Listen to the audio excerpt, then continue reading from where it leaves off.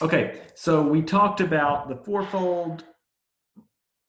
Noble Truths, and we made that little connection with Schopenhauer. And there are lots of connections here with Hinduism in that,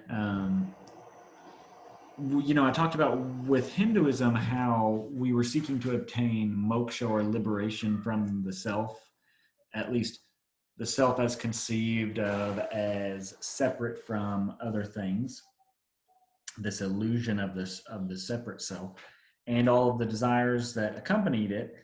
And that turned out to be lots of our everyday desires. And now it turns out that in Buddhism as well, we're seeking nirvana, and we'll talk about that. And that is really trying to eliminate desire altogether. Okay. And you could imagine, your text doesn't go into this much, but you could imagine how a similar rationale could hold here.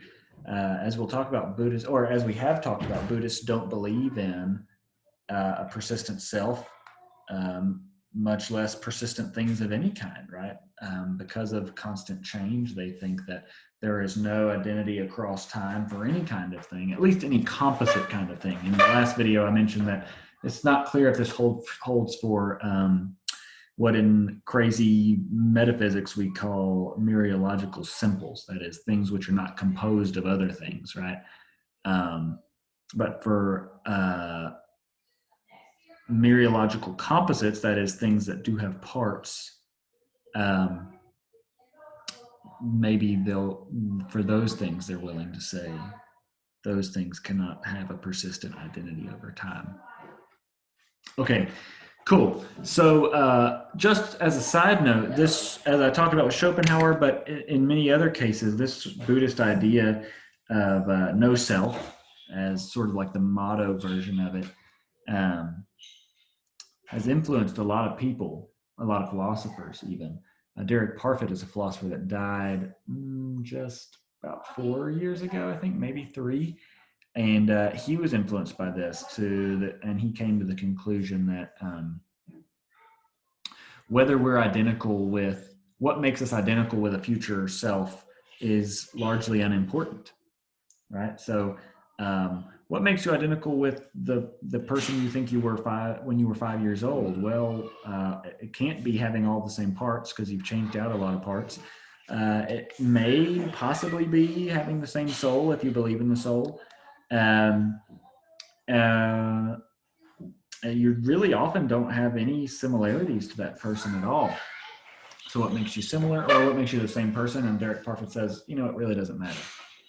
That question just doesn't matter. Okay, kind of a side note there. Okay, so we want to continue talking here about Buddhism, and particularly when I want to talk about, let me share my screen so we can get oriented. I hope I'm sharing in a way that you can see there. Okay, so we talked about these Four Noble Truths, which ultimately come down to life is suffering. That suffering comes from desire. And if you want to end suffering, you have to end desire. And how are you going to go about that? You're going to go about that by following the Noble Eightfold Path, right? So there are lots of 4s and 8s in Buddhism. Just like in Judaism and Christianity, there's lots of 3s and 7s. Okay, so what is the Noble Eightfold Path? It's this. Lots of rights. Right understanding, right intention, right speech, right action, right work, right effort, right meditation, right contemplation. All right, let's move on. Now, these are very broad. They are going to encompass a lot. But what they're ultimately getting at is a couple of main thoughts, which is trying to orient yourself correctly towards the world in terms of your understanding and your mind, and also in terms of your actions, right? So your right understanding, I'm not sure, should I move through all these? Well, you need to understand the world. You're going to understand the truths of Buddhism, that there is no true self, etc. That's going to bring you closer to enlightenment. And that's going to help you eliminate desire, because once you understand that there is no permanent self, you'll be able to eliminate desire in that way. Once you understand, for example, that change is constant, you'll stop desiring things to be forever, right? You'll be able to accept it when your car gets wrecked, the car that you love or whatever. I'm not going to work through each of these, but things like right intention and speech and action and work and even effort. I would call these 2 through 6 are going to be about your actions in the world, and 1 and 7 and 8 are about how you sort of mentally or intellectually or even spiritually orient yourself to the world. And lots of your speech, action, work, and effort need to be oriented to the world so that you do no harm. That's kind of like the primary ethical mandate within Buddhism. And your intentions too, I guess.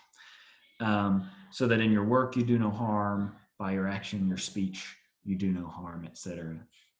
And that's another similarity that Buddhism is going to have with Hinduism, right? Hinduism also stresses that we should do no harm. But in terms of understanding, I've talked about that, but meditation and contemplation are also going to be ways that we can eliminate desire and therefore hopefully eliminate suffering. Okay. So let's talk about the three main branches of Buddhism, and then we'll talk about comparing and contrasting Buddhism and Hinduism, and then we'll peace out. Does that sound good? Well, again, you're not there to say yes, so I'll assume that that's a yes. Okay, so the first branch, now again, I'm going to butcher most of these pronunciations because, you know, white boy from East Texas trying to talk about Buddhism.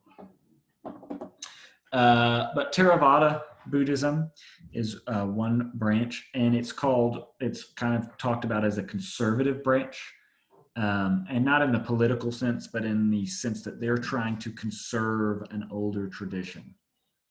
So what they're trying to do is preserve the actual Buddha's actual teachings, right? So that may sound obvious, but in a lot of types of Buddhism, they're relying on lots of stuff and kind of consciously relying on lots of traditions and texts and things that developed long after Buddha.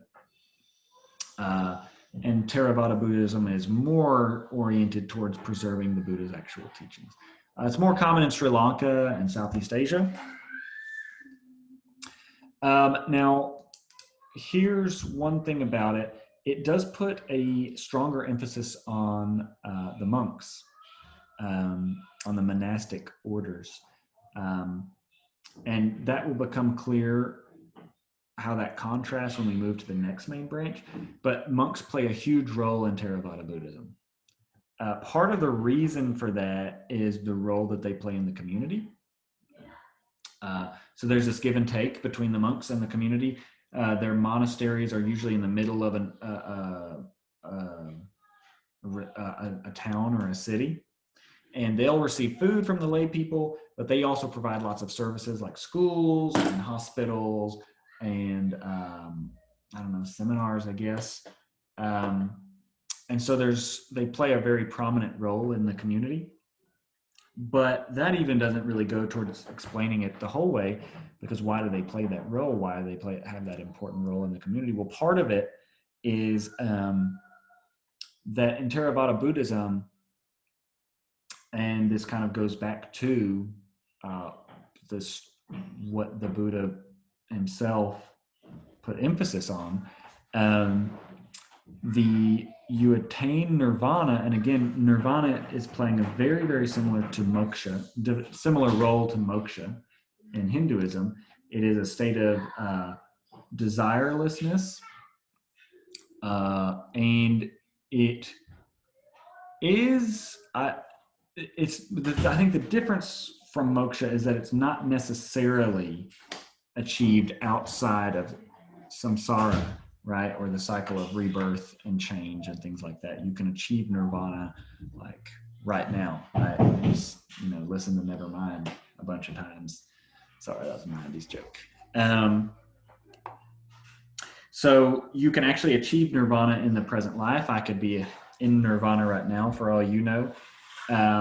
But ultimately, it does lead to release from samsara, the cycle of rebirth, because Buddhists also believe in rebirth, reincarnation, karma, and we'll talk about that on the last slide. But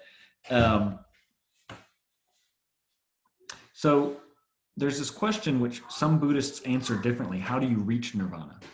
And the Theravada Buddhists believe that you achieve nirvana by a state of desirelessness and detachment, and you get to that state by meditation, intense meditation. Now, here's the question: who's going to be able to do that? Not most people, right? It's going to be the monks. So that's really ultimately, that's a huge part of the explanation for why the monastic order is so important to Theravada Buddhism, right? Because if you think that the way to achieve nirvana is by achieving desirelessness and detachment, and the only way to do that, or at least by far the best way, is by intense meditation, well, then of course the monks are going to have a privileged status because they're going to be the ones that really get to nirvana. Most normal people will not be able to. And so normal people will be able to get some benefit from the monks because the monks are the people who are really getting to nirvana. God, I'm gonna have to resist real hard not making Kurt Cobain jokes in the next 10 or 15 minutes. Okay, so let's contrast that. This is going to be the big contrast. We're not going to spend as much time on the third branch of Buddhism, but let's contrast it with the second main branch, Mahayana Buddhism. Mahayana means big vehicle. So I don't know if y'all have heard this term, but big tent is a term in like American politics and religion and things like that. You call like a movement a big tent movement if it has room for lots of different kinds of people, right? And lots of people with lots of different kind of backgrounds and persuasions. So there have been big tent movements within, Republicanism and Democrats and things like that. You make allies across a broad spectrum. And I think that's basically what's going on here, is that Mahayana Buddhism can accommodate, or does accommodate, many different kinds of people. And this partly flows from kind of where they're coming from. They're open to a variety of backgrounds and paths because they think that people are at various stages of enlightenment and different things are going to be helpful to different people. But it's precisely because of this big tentness or this big vehicleness that it's been able to spread to such various places and so broadly. It's a very popular form of Buddhism. Okay, it's similar to how. So anyway, my point being, because you can when your religion can accommodate many kinds of backgrounds and traditions and ways of approaching the faith, you're going to be. You would expect that to spread more broadly, right? Because more kinds of people can sympathize with it and practice it. So similarly, in the early Christian church, and this ultimately goes back to the Apostle Paul. Paul says, I want to be all things to all people. To the Jew, I'm a Jew. To the Greek, I'm a Greek, etc. So that I can spread the gospel. And the church for the first few centuries kind of had this attitude of bending but not break, or molding but not totally conforming to a culture, right? So as you may know, the Christian church co-opted some pagan holidays. Now, that wasn't like, a lot of people who are cynical will say that this was, I don't know, some sort of theft, or to try to convince people and kind of steal converts or something. But more sympathetically put, they were trying to reinterpret a pagan ritual or holiday. So, for example, Christmas, probably not when Christ was actually born, but the reinterpretation is that Jesus came into the world at the darkest hour, right? So Christmas is pretty much the darkest day of the year in terms of amount of sunlight. It's cold, it's wet, nothing's growing. But after Christmas, everything gets better. There's more light, in the world.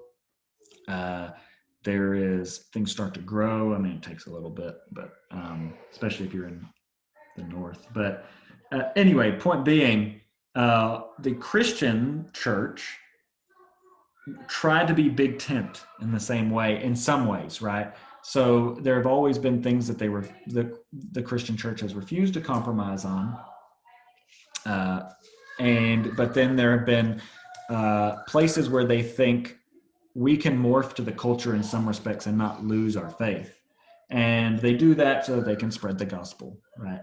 And similarly, this form of Buddhism has been able to spread so broadly because they're willing to morph a little bit to the surrounding culture. So this is spread through Central Asia, through China, Korea, Japan. Korea in the 19th century, Confucianism sort of became the state religion over and above Buddhism, but Buddhism is still present in Korea. And it's kind of changed, right? So it's a little bit different in China. Well, I mean, it's different across parts of China, but different in China than it is in Korea or Japan, etc.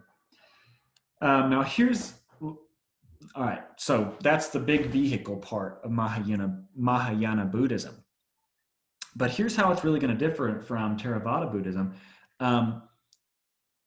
Enlightenment, nirvana, the way to achieve it is not by desirelessness and detachment on Mahayana Buddhism.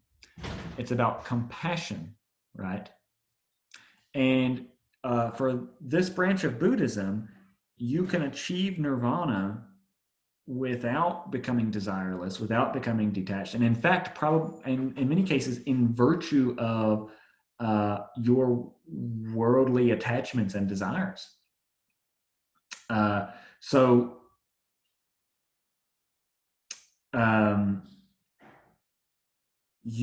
This is a form of Buddhism where monks don't play as strong of a role, precisely because nirvana can be reached without this sort of intense meditation. So there is in this form of Buddhism sort of a return to ritual, right? So they were able to accommodate the rituals, the religious rituals of lots of different kind of standing religions in the places that this form of Buddhism came to in China and Japan and Korea. And for that reason, lots of more traditional Buddhists are critical of this branch of Buddhism, because Buddha himself put so much strong of an emphasis on denying the ritual, the sort of ritualism of Hinduism. He was very much practically oriented and oriented towards achieving individual enlightenment via meditation, that some people see this as a return to the elements that Buddhism kind of beneficially got away from. Okay. But in virtue of this sort of return to ritual, at the same time, Mahayana Buddhism is able to not only accommodate the sort of ritualistic diversity it encountered in the places it spread to, but if this is part of how you achieve nirvana, then more people are going to be able to achieve nirvana. So your nirvana in Mahayana Buddhism is found within samsara, not by escaping it. Right. So that's a point towards the bottom of the page here. So you can achieve nirvana within the world of desire and attachment and change, and not necessarily by escaping from that world, detaching, trying to get away from all desire. There's less of a repudiation of the body and of the material realm here, right? So there's in Mahayana Buddhism, it's kind of famous for its arts and its architecture, for the rich ritual that its adherents engage in. And part of that is, springs from its lack of repudiation of the material world, right? So my image in my mind of the Theravada Buddhism is, or the Theravada Buddhist is trying to detach, trying to sit and meditate for long periods of time, get away from the material world, get away from desire, whereas the Mahayana Buddhist is embracing the material world, embracing desire, the arts, and things like that. And precisely because of that, there's less of a focus on the monks, right? Because normal people can live in the world of change, the world of samsara, and just by engaging in rituals and being compassionate, achieve nirvana. That's way more attainable for a normal person who has normal family and professional obligations. Okay, so I kind of skipped over this third point here, which is very important, right? So compassion is the path to enlightenment for the Mahayana Buddhist. And again, let me emphasize, this is another similarity with Hinduism. This does come from monism, or this is a much easier place to get to if you endorse monism. If you think that there are no distinctions between separate selves, if you exist, well, I guess if you're a Buddhist, you don't really think the self exists, but your actions, quote unquote, really can't be oriented towards yourself because yourself doesn't truly exist, right? And so there's a sense in which this sort of compassion makes a little bit more sense if you're a monist, if you deny the reality of the persisting self, like Buddhists do, because our sort of normal temptation towards egoism, towards benefiting ourselves over others, really doesn't make sense anymore because that self does not exist. So the ideal, and here's some terms for you. I'm kind of trying to stay in this lecture away from a bunch of terms in foreign languages because I feel like the concepts might be more important here. But the ideal here is the bodhisattva, that is the person of deep compassion, rather than the arhat, that is the person of detached wisdom. The arhat is what's emphasized in Theravada Buddhism. The bodhisattva is what's emphasized. That's the ideal human being for the Mahayana Buddhist. That's the person of deep compassion. So compassion versus detached wisdom, that's the big difference between the two goals of Mahayana Buddhism on the one hand and Theravada Buddhism on the other. And finally, there's this third branch called I'm going to butcher this one, I'm sorry. Vajrayana Buddhism. And this is the yellow hat Buddhists. This is where the Dalai Lama comes from, and this is where the Bobby Hill episode of King of the Hill that I started out with on the first video comes from. So it's kind of a result of a mix of Buddhism with native shamanistic religions in the Himalayan mountains. So as Buddhism kind of immigrated out of northern India and into the Himalayas, it sort of mixed with these religions and became Vajrayana Buddhism. So this is common in northern India, the Tibetan Plateau, and Bhutan. So it's typical here, monks, there are Buddhist monks, but they play a different role than the Buddhist monks of Theravada Buddhism, because those sort of native religions that Buddhism mixed with employed shaman priests, basically, who were not only guides or teachers to enlightenment, but were also doctors and were also priests who could, appeal to the gods for rain and for the steering of the course of nature and things like that. And so Buddhist monks within this tradition also perform those tasks. In this tradition, the lamas, just like, all Buddhists believe in reincarnation, but this is the way in this tradition of maintaining the succession of leadership among monks, right? So monks are celibate, except for a brief period. When they started to intermarry and live like normal people. That's where the yellow hat comes from, because there was a more conservative movement who came in. They were the ones who brought in the yellow hats, and they were bringing the monks back to celibacy and the monkish life. But anyway, they have this problem because they're celibate, but they also believe that there should be a transmission of leadership. Well, the answer is the Lama, or the head, the leader of the priests, will be reincarnated. And what you have to do, since he's not having kids, he doesn't pass his leadership to his sons. You have to go find his reincarnation when he dies, and that's ultimately, to bring this full circle. That's why we started with the King of the Hill episode. That's what was happening in that episode. Bobby Hill was supposed to be the reincarnated Lama. So that's how you maintain succession, and they can actually draw the line of succession way back, hundreds of thousands of years, through supposed reincarnation. Okay, so those are the three main branches of Buddhism. For me, understanding the essence of Buddhism is a little bit more important. Although, I don't mean more important. I mean, given the amount of time we spent on these three branches, that might not fully reflect their importance relative to what all forms of Buddhism have in common. It just took a long time to get through those three branches.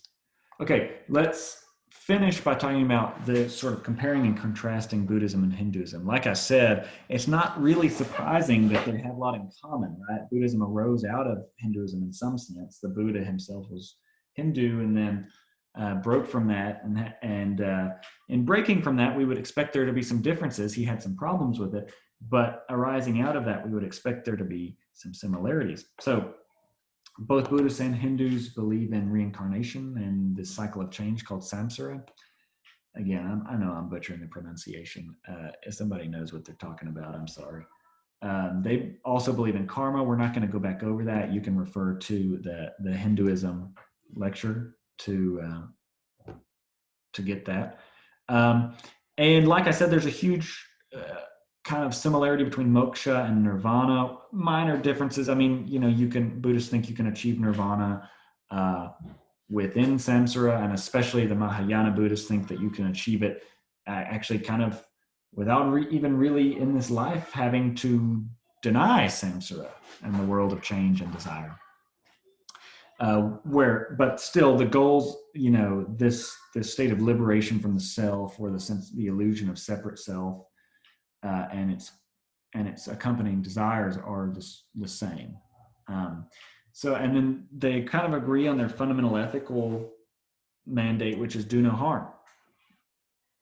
Okay, so we're ultimately trying to do no harm either to any sort of human or animal, or even I don't know about plants, but surely we got to eat plants. So yeah, humans and animals and anything that can feel pain. Sorry, that's the real kicker. And for both Hinduism and Buddhism, it's because they can feel pain and suffering, and we're trying to eliminate suffering in the world. And that's especially prominent within Buddhism. But the disagreements, I've just noted three. There are more, but here's three big ones. Hindus do believe in the individual soul. Now, that is Atman. Now, ultimately, your soul is identical with everything else, because Hindus are monists, right? So there is no distinction in the world. All reality is one. So anything that exists is identical with anything else that exists, right? But to be fair, they do believe in the individual self. It's just identical with everything else. Atman is Brahman. But Buddhists do not believe in the permanent self or soul at all, right? Second, Hinduism is big on rituals, and Buddhism is not.